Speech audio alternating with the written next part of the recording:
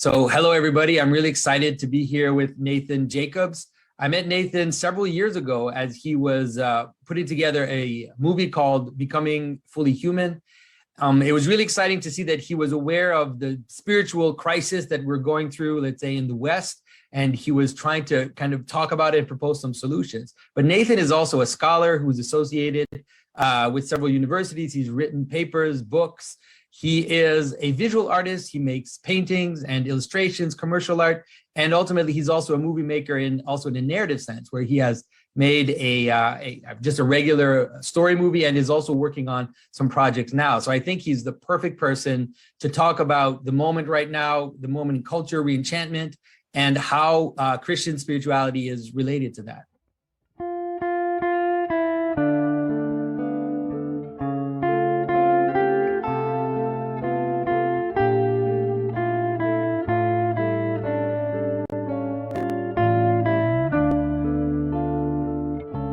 This is Jonathan Pageau. Welcome to the symbolic world.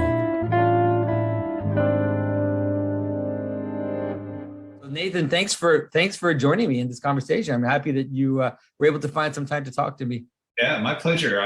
It's been a while, but I'm glad that we're able to talk. So maybe tell people a little bit, like a very quick. I mean, it's difficult because your journey is extremely complex, but maybe tell people a little bit about your journey of how you connect your art making with the scholarship and also with your own spiritual path towards orthodoxy.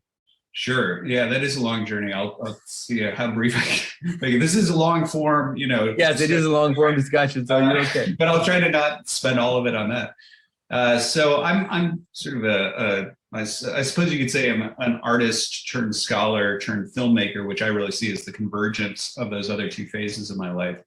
So in terms of art, I started in fine art, a very classical sort of fine arts painting and drawing. I went to the Maryland Institute College of Art in Baltimore, where I studied that. And that was really sort of what I was all about, right? The visual arts. But then what happened for me is I ended up going into a type of existential spiritual crisis, specifically asking questions about immortality, the afterlife, God, whether I have free will, things like that.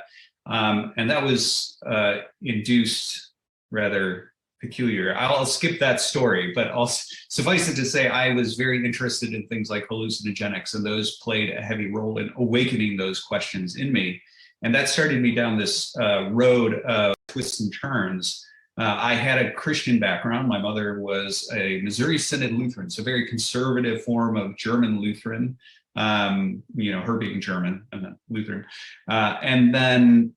But over time, and my father was not anything which, sort of created a certain dissonance in the home, obviously certain things being instilled by her, but that created at least an inkling. She was very interested in apologetics. So I'd heard arguments in favor of Christianity and Christ and things like that. So I took that seriously as something to be considered.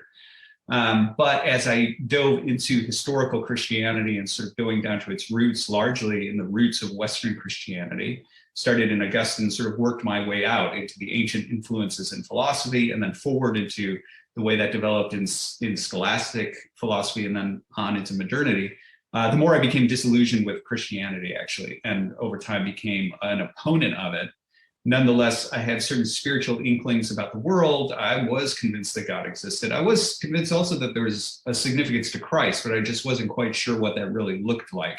And so my own views were very, I suppose the charitable reading would be idiosyncratic, the uncharitable one would be heretical, but nonetheless, I dove into all these different philosophies, and that journey went through, bachelor's in philosophy and master's in church history and systematic theology and things like that, on into PhDs, a pair of PhDs, and so I ended up doing that whole journey, and along the way, sort of started out hopeful that maybe there was something.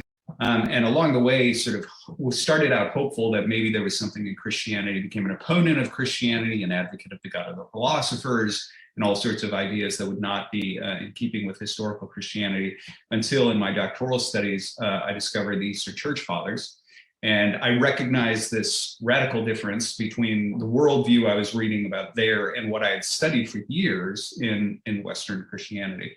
And that initially just intrigued me in its own right, because I thought I had mastered the systems of Christian thinking. And so what on earth am I staring at here? So at first it was just intrigue. And then over time, the more I dove into it and explored, well, specifically metaphysics. Metaphysics is my area of main interest.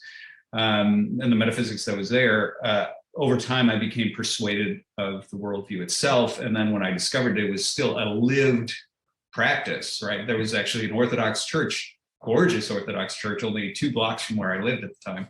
So I went in there and saw, sure enough, I sort of scrutinized it because I was skeptical that there was still a through line, between what I'd been reading in ancient writers and that. But sure enough, there was. That ended up sucking me in. And, you fast forward 7 years later, and I'm an Orthodox Christian.